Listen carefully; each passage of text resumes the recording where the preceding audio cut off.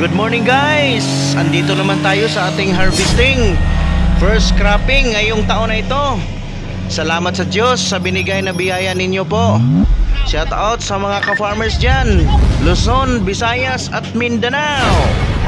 Ito po ang buhay ng isang magsasaka. Shout out mga ka-farmers. And we are here harvesting in a deep muddy field using Kubota DC70 Pro Combine Harvester. Magandang araw, magandang hapon po sa inyong lahat. Linggo po ang araw na ito, pero magkumpas kayo tani sa panahon, sa kainit, sa panahon. Ay hapit na ang ulan, malapit ang dumating ang ulan guys. Shout out to all black people. Don't worry guys, you are members of the family.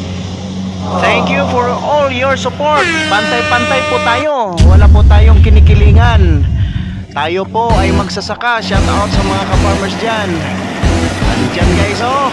Ang galing ng harvester na ito. Malapit lang tayo sa kalsada. Don't forget to subscribe or follow this channel guys. I hope you are in good condition and good health. Maraming salamat sa inyong suporta. Shout out sa lahat ng mga magsasaka. Salamat sa inyong pagsuporta, sa pagbibigay sa amin ng pagkain. Sa lahat, sinusuplayan nyo po ang bansang ito. Sinusuplayan nyo ang lahat ng mga pamilyang ito. Ang lahat ng pamilyang kung saan man kayo sa buong mundo.